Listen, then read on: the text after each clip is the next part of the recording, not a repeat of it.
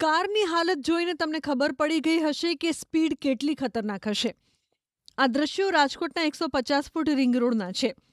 સીસીટીવીમાં જોઈ શકાય છે કે એક લક્ઝુરિયસ કારના ચાલકે બેફામ રીતે કાર ચલાવી, જેના કારણે રોડ પર જઈ રહેલી અન્ય કાર અને બાઇકને ટક્કર લાગતા લોકોને ઈજા પહોંચી. નજરે જોનારાનો દાવો છે કે કારની સ્પીડ ઓછામાં ઓછી 100 કિલોમીટર જેટલી હતી, જેના કારણે કાર બેકાબૂ બની અને વાહનોને ટક્કર મારી. કાર રેલી સાથે અથડાતા રેલિંગ પણ તૂટી પડી. અકસ્માતમાં જે કારને ટક્કર લાગી તેના માલિકે દાવો કર્યો કે કાર ચાલક નશો કરેલી હાલતમાં હતો. અકસ્માતમાં એક મહિલાને માથાના ભાગે ગંભીર ઈજા પહોંચી છે. અકસ્માત બાદ એકત્ર થયેલા ટોળાએ કાર ચાલકની ધોલાઈ કરી. ટોળાથી બચાવીને કાર ચાલકને માંડ એમ્બ્યુલન્સ સુધી પહોંચાડાયો. રાજકોટ શહેરમાં ફરી એક વખત રફતાર માફિયાઓ છે તે બેફામ બન્યા છે. એક બે નહીં પરંતુ 5 જેટલા વાહનોને અડફેટે લીધા છે. અલગ અલગ જે કાર છે તેમને અડફેટે લીધા છે. નાના મોવા સર્કલથી મહુડી ચોકડી તરફ જે છે એ એક કાર છે તે પૂરપાટ ઝડપે જતી હતી ને એના કારણે અનેક લોકો છે તે અડફેટે લીધા છે. અત્યારે અહીંયા પોલીસ પણ આવી ચૂકી છે. અત્યારે તપાસ હાથ ધરવામાં આવી રહી છે. એટલું જ નહીં, આ જે વિસ્તાર છે તે ટ્રાફિકથી ધમધમતો વિસ્તાર માનવામાં આવતો હોય છે. હું સામે આપણે ડિવાઈડર બતાવવા માંગીશ. આ ડિવાઈડર તોડી અને કાર છે, વાહન છે તે પેલી સાઈડ જતા રહ્યા. એટલામાં સમજી શકાય છે કે સ્પીડ કેટલી હોઈ શકે. સીસીટીવી ફૂટેજ પણ સામે આવ્યા છે. સીસીટીવી ફૂટેજમાં પણ સ્પષ્ટ રીતે જોઈ શકાય છે કે કાર છે તે પૂરપાટ ઝડપે જઈ રહી છે.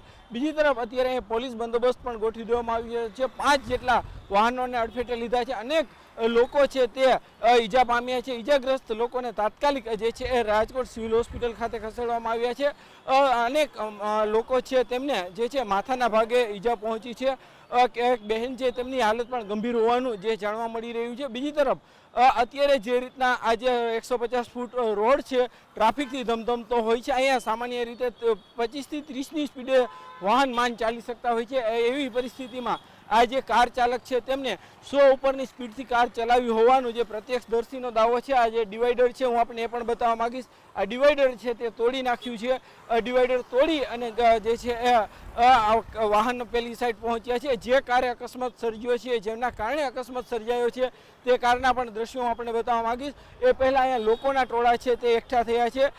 ખાસ કરીને લોકોમાં પણ ક્યાંક આક્રોશ જોવા મળી રહ્યો છે. આવા જે શખ્સો છે તેમની સામે જે કડકમાં કડક કાર્યવાહી થવી જોઈએ તેવી માંગ પણ ક્યાંક લોકોમાં જે છે એ ઉઠી રહી છે. બીજી તરફ કેટલાક લોકોનું એવું કહેવું છે કે જે કાર ચાલક છે તે ક્યાંક નશાની હાલતમાં હોઈ શકે છે અને એમના કારણે તેમણે અકસ્માત સર્જ્યો. જો કે અત્યારે હાલ આ જે છે સમગ્ર મામલે પોલીસ તપાસ કરી રહી છે. આ જે કાર છે, કારના હું આપણે દ્રશ્યો બતાવવા માંગીશ કે જે કારના કારણે જે છે તે અકસ્માત સર્જાયો છે. ખાસ કરીને જે રીતના કારનો જે આગળનો ભાગ છે તે કેટલી હદે જે નુકસાન થયું છે તે પણ આપણે બતાવવાનો પ્રયાસ કરીશ. અહીંયા જે એરબેગ છે તે પણ ખુલી ગઈ છે. આ ભાગ છે તે જે છે આખો ભાગ છે તે તૂટી ગયો છે. એટલે કે કહી શકાય કે આ કારની સ્પીડ છે તે કેટલી ઝડપે છે અને કેવી રીતના આખો અકસ્માત સર્જાયો છે તે જોઈ શકાય છે. કાર છે તે ટોટલ લોસ થઈ ચૂકી છે.